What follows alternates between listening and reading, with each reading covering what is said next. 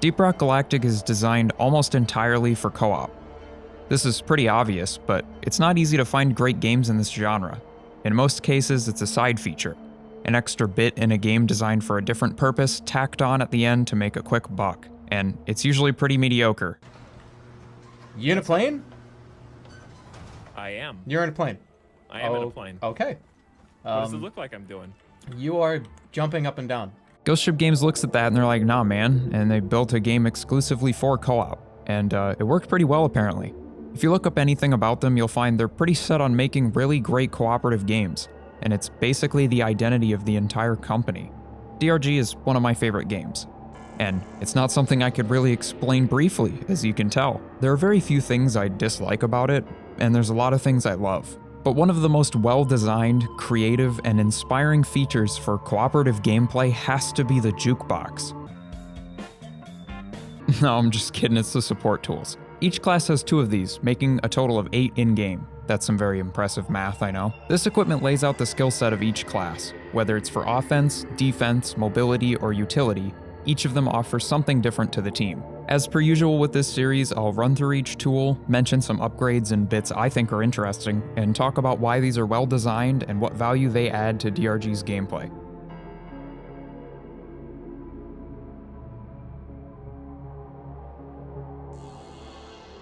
I can't think of a better way to start things off than the grappling hook. This is a fan favorite of the mobility tools, and it makes a lot of sense why. It's the ultimate tool for exploring in DRG. It's simple, feels great, and has unlimited uses. Overall, it's amazing. Besides the whole fall damage part, you will take lots of fall damage, to the point where even the equipment terminal makes mention of it. Scout can go anywhere as long as it's a safe distance between the floor and his feet.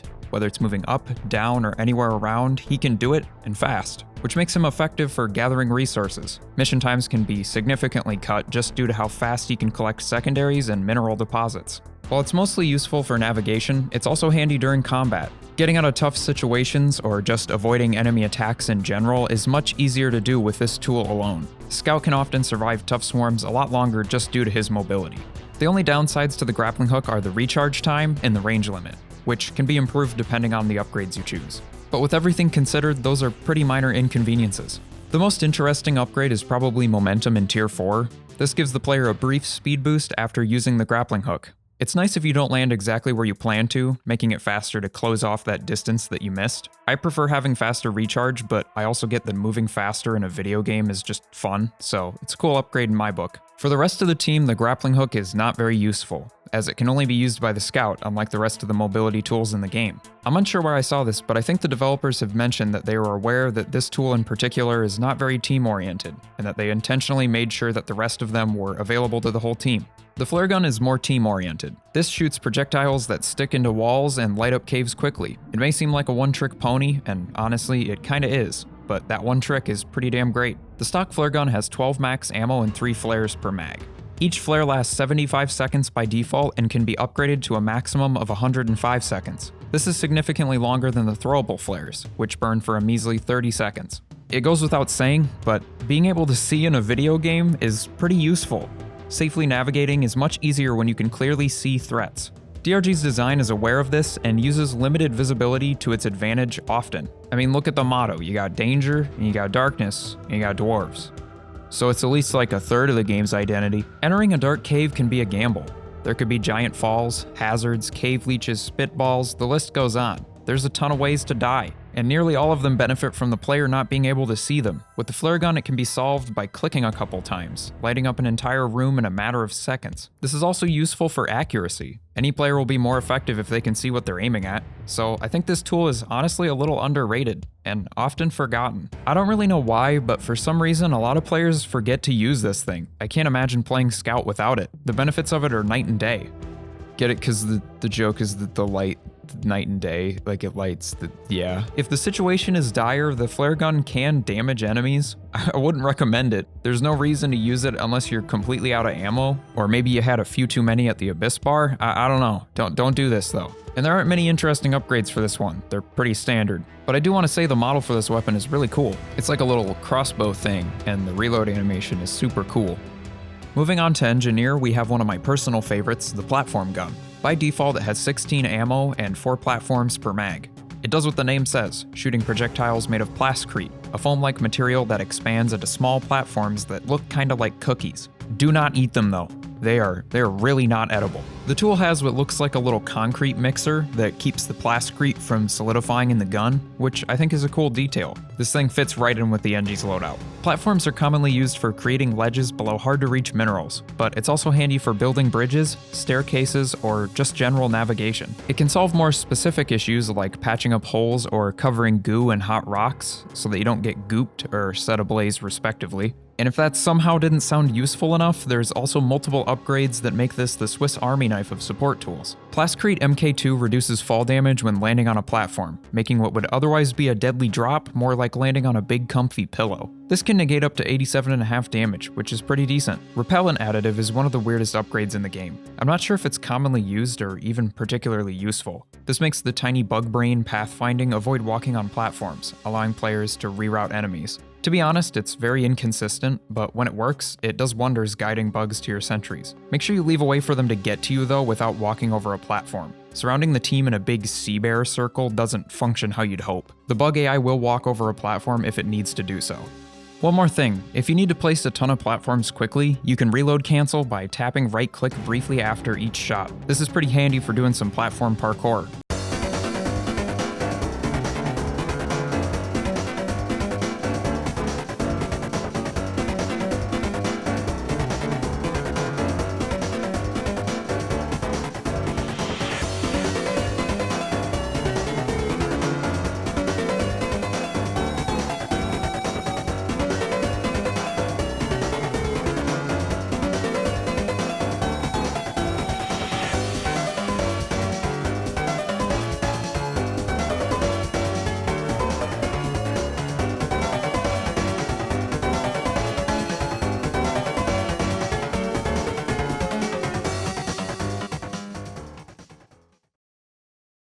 Guess what? The engineer in a video game has sentries.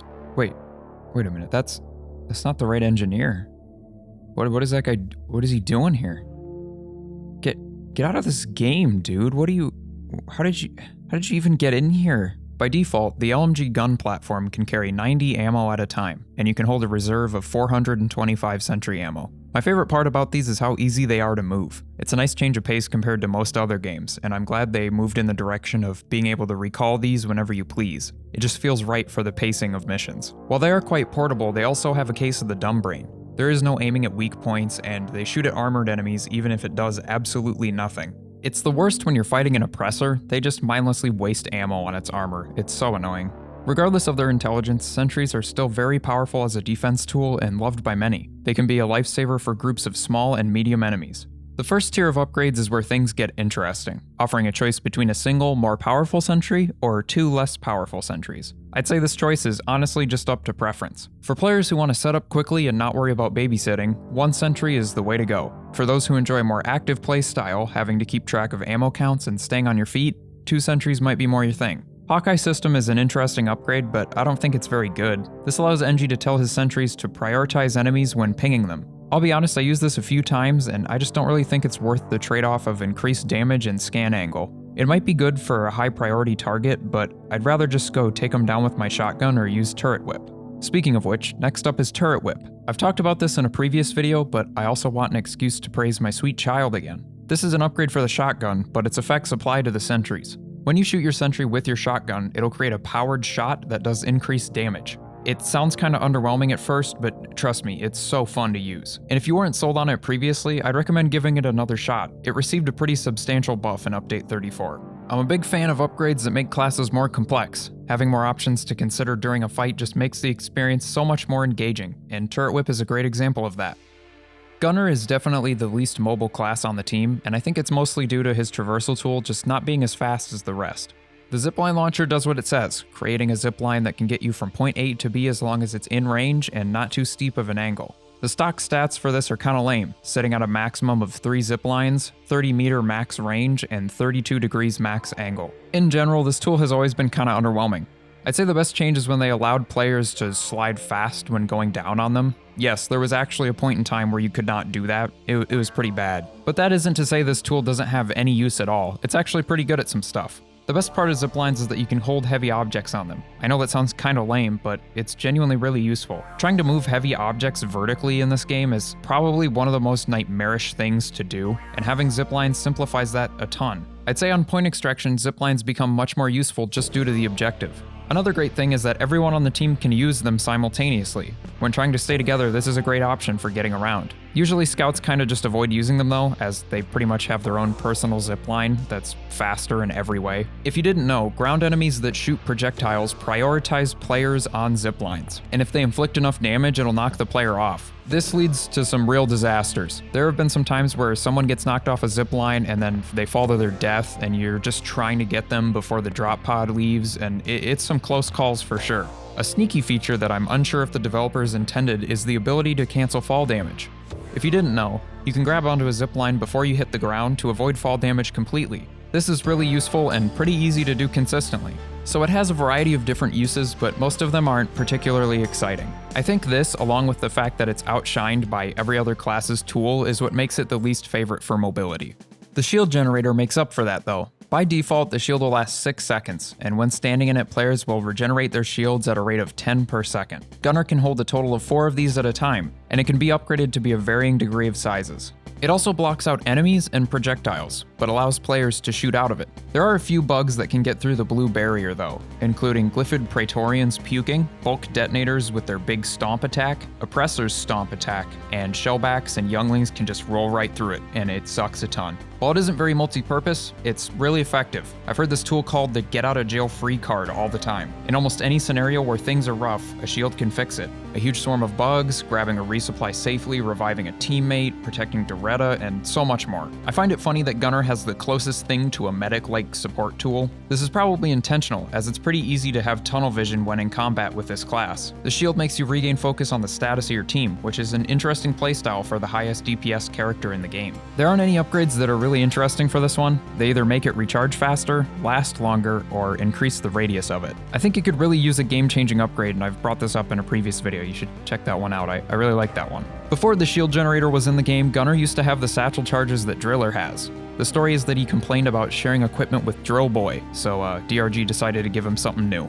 Speaking of Drill Boy, we have his loadout next. Tied with the platform gun for my favorite is the reinforced power drills. This is definitely the most powerful support tool in the game. It has so many different uses and it's pretty effective at all the things it does. The stock drills have 38 max fuel and can dig tunnels anywhere. Through dirt patches, up to minerals, down a cliff, or directly to the drop pod. But you cannot use these to mine minerals directly, you still have to use your pick for that. The drills often steal the spotlight from the zipline launcher, doing what it can do and much more. Outside of common use cases, it's also great for flattening out an uplink, digging tunnels for pipelines, breaking Ebo nut shells, and retrieving buried minerals. One of my favorite things to do in the entire game is just playing Driller solo on point extraction. Trying to get a quark as fast as I can is just such a fun challenge. Driller can juggle a lot of different roles, making him feel more like a utility class and a team player. There are a few damage upgrades for the drills, but either way I wouldn't recommend using them to fight unless you're running cryo. These also count as a melee weapon and work with the vampire perk. The great thing about the drills is that they're useful for the entire team. Anyone can run up and down a tunnel, you know? It's nice that there's just a dude who can quickly move terrain without having to tediously mine it away with his pick. A lot of newer players find Driller kinda underwhelming, but once you realize the power behind his utilities, he becomes a lot more fun to play. Like you can just dig wherever you want, how could you not think that's great? Moving on to the final support tool, we have satchel charges. These are probably the most straightforward of the bunch, and honestly it's debatable whether or not they should even be called a support tool. The satchel charges are known for many things, and not all of them are great. Initially, the player will have 2 satchels max, and these are extremely powerful when dealing with large hordes of enemies. It kinda reminds me of the NG's grenade launcher. It also can be upgraded to dig out large areas too, which I highly recommend. It may be fun to use as a weapon, but it's also a great utility for digging through terrain and minerals. The downside is, it hurts more than just bugs. Satchels are widely known for the insane amount of friendly fire damage they do, and how easy it is to detonate at just the wrong time. It can knock any dwarf down in an instant. While most of the time this is an accident, some rogue employees have some less than stellar intentions and just want to ruin someone's day. It's honestly quite funny, the duality of the drills and the satchel charge. Here's some equipment that's arguably the most useful in the entire game for the whole team, and then there's just a big bomb that kills your friends all the time. Regardless, I really like using the satchel charges, especially with the mining upgrades. It's straightforward enough, but it's difficult to master, mostly because it evaporates bearded men. I wanted to make a video on this portion of DRG a long time ago. In fact, it was originally going to be my first video on the game. Most team-based games have a support class. You have the medic, the Jet Set Radio Music Man, you know what I mean. Their role is exclusively to help the team, whether that's buffing, healing, or giving crits or whatever. But that's not the case with Deep Rock. Each class can fight for themselves, but also support the team. And it isn't just by buffing or healing each other. There isn't a class dedicated to this. It's split up between everyone, making each one of them contribute in both combat and utility. I highly doubt that there will ever be a medic class in DRG just due to this design choice. One of the best parts of this game is the variety of gameplay elements. It's a 4-player co-op FPS horde shooter exploration mining game with hundreds of upgrades and unlocks. This mashup of many different things allows for many new forms of support. One feature that's surprisingly good in DRG is the procedural terrain. The game wouldn't be itself without figuring out how to get around these damn caves. I mean, they look like this sometimes. I'm playing like a short little beard man. How am I supposed to get up there? In any scenario, you can always dig your way to anything, but it's really tedious. To solve this issue, they basically just gave each class a way to move around. Scout's grappling hook, NG's platform gun, Gunner's zipline launcher, and Driller's big boy drill arms. These all do certain things well, and some other things not so well, making each class perform better in specific situations. For example, platforms kinda suck for going up a massive cliff.